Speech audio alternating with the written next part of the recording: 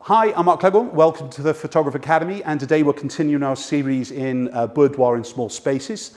And we're back into our French boudoir, as it were, and we're using all flash. Okay, so if you've been following the series anyway, we've created small spaces, so pretty much anybody, anywhere can kind of create their own kind of boudoir look.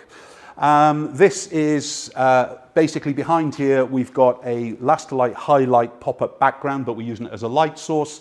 But in fact, the main shot for me is going to be from a little small slit between the movable wall and the highlight, and I've got a light behind there that's kind of coming through, but it's not coming through netting, it's coming through a white curtain as such, really. The French boudoir set, we've got, again, this movable wall. It's got some wallpaper on there to give us that kind of look and feel.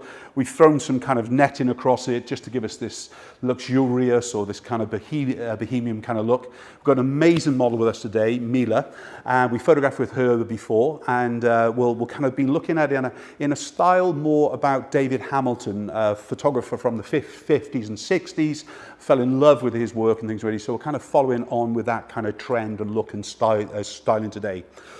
As far as the imagery is concerned, we're in color, but the finished image, in fact, not the ones that you're seeing today, you'll see the truth, in other words, the camera image, but the finished image will have a slightly different kind of desaturated and slightly softened look anyway. The only addition to what the camera lens is going to be doing today is some sheets of plastic that we use and we shoot through it, okay? It's basically all scratched up on different levels, or it's clear on the one side. And I can wet this as well to actually kind of change the look and feel. So that's the only addition to the kind of the choice of the lens. We're photographing 50mm lens, f4. I like f4 because it gives me a bit more definition, a little bit more kind of depth of aperture, but it's not like an 8 and 11 and a 16 where everything's as sharp as you want it to be. I really want a kind of a distance or around about a foot or so. Realistically, if I was doing a head and shoulders shot, f4, sharp on the eyes would give me a sharp nose and basically a sharp ear, and then basically everything else is out of focus as such, really, okay? The main lighting we're going to be using today in this setup, though, is going to be through this little slit. I've metered the window light 2 steps less than the f4, so if I decide to actually join both lights together to have a bigger light source, the light coming through the window light in this setup will only be acting a bit like a room fill light, bouncing off walls, whatever it'll be, and things really. Without delay, let's get into the shoot, and we'll take some nice photographs, I think. So move your bottom over towards that way just a little bit more. Lean the head round towards here. Can you come down a little bit lower for me? That's great, just there. Just use the right hand up towards the top more, just towards here, turning the head towards the light more for me. That's great, okay, let's have a quick test. Light in, keep it. Let's just check it. Okay, so we've got Mila in that kind of basic pose to begin with. And what I want to kind of just explain, because really once we've explained it, then I'm just going to get into the shoot and kind of just flow. But realistically, what we've got is that lovely little window slit of light there, okay? That's really what we're photographing with the majority. Let me just show you the same shot, though, with the window on as well. So in other words, what this window does by itself. This is going to look darker. Same shot there, Danny.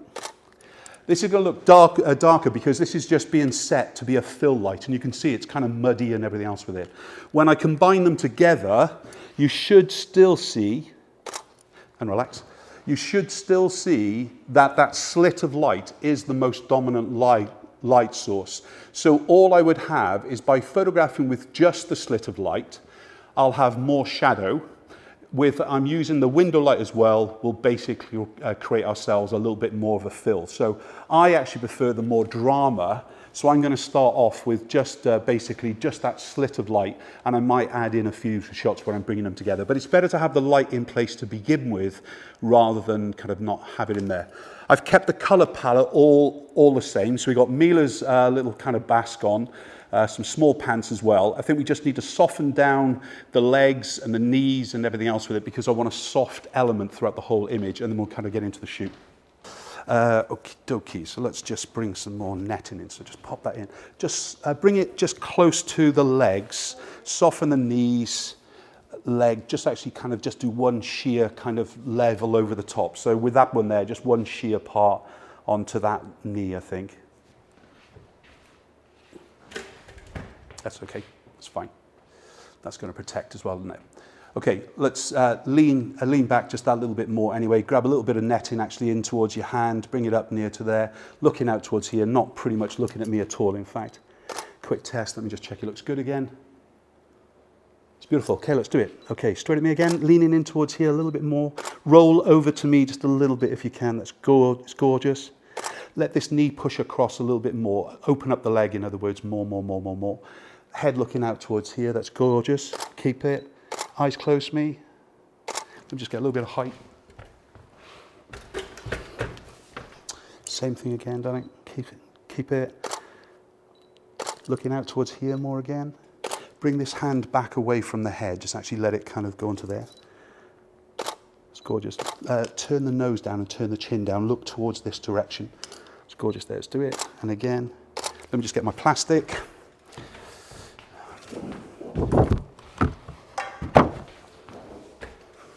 Oh. Okay, let's do it. Eyes at me, please, Mila. Slowly. Can you come down lower down the bed for me? Push your butt down, sorry about that. That's great. And again, turning the head around towards here a little bit. It's gorgeous there, let's do it. Keep it.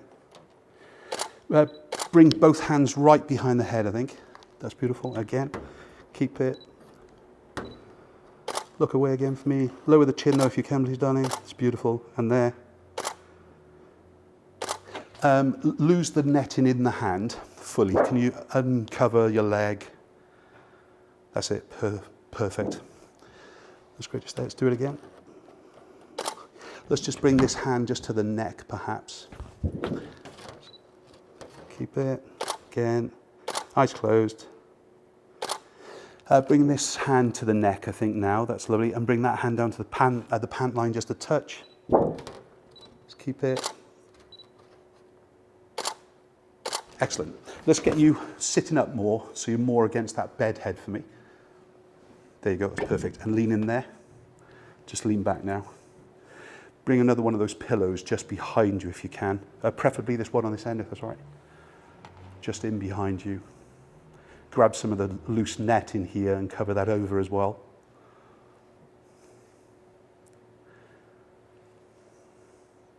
Brill. Okay, leaning in there, just slight angle for me. Let's open the feet quite a lot. So you're almost open leg, but keep all the, that's it, lovely. Lean in towards this side just a little bit more. Use this hand towards the neckline, I think. This hand can come out towards the side. Looking out towards here. Looking out towards there for me.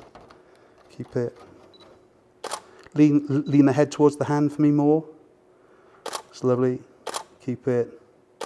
Shuffle back down for me, so push the butt down to me and just scooch in there. That's it, better. Keep it. Keep it. Then just move. Same shot. Looking out for me again. You can see we've got some really nice light going on in there, isn't it? Kind of shooting against the light. We're using that plastic to diffuse more as we're kind of going through it as well. Just that simple kind of rechanging of the pose as well. So we're not just actually shooting the one pose. Slight little change with the hands and things really. The hands will make it a little bit more erotic, obviously, when you kind of bring it down towards the groin or towards the boobs or wherever it will be and things really. And obviously that's in the kind of the real style of where we're going to. That's quite nice to be a butt. Hang on a minute. Just leaning in and looking out towards here more. That's lovely. Can you really lean with your head down towards your hands? That's gorgeous. Just bring the feet up for me. Just cross them. That's lovely. It's there. Lean pretty much into the pillow and look into me. Just with the eyes. That's lovely. Keep it. Nice. Scooch down a little bit more for me. So push the body down more. That's great. Let's do that. Keep it. Eyes again at me, please, Mila. Leaning the head into that netting again more. Keep it. It's gorgeous. Slightly roll away for me. Roll away. Other way.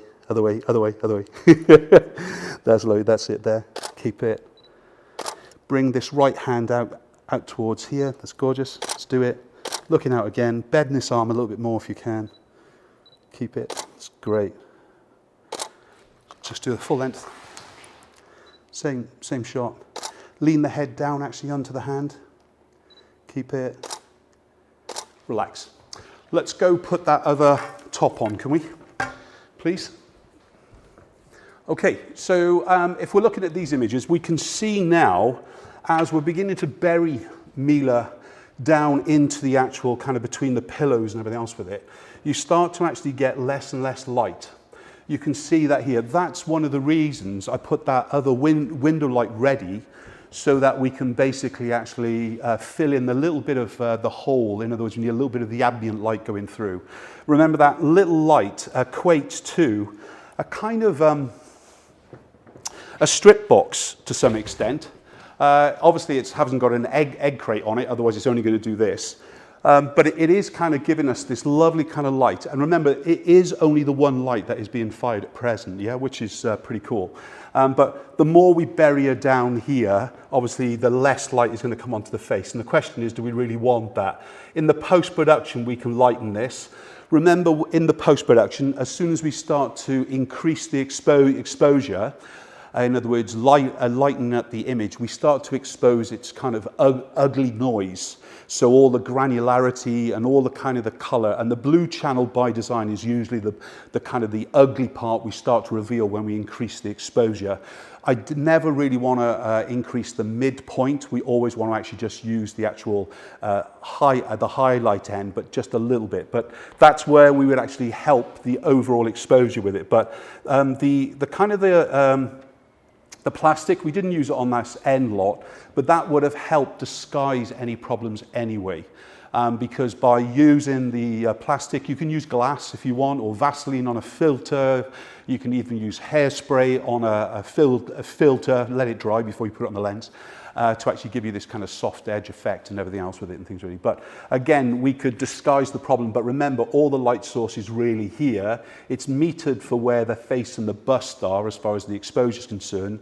The more we move her away from that light source, it's underexposed. The more we make the light appear like it's coming in from behind, like it is here, there is almost no light going onto here. So we've got two options. We either move the light source or open up our aperture. That's a much better method to work than it is to actually kind of do it in the post-production. You do it in the post-production, as I said, you're going to be opening up the noise itself.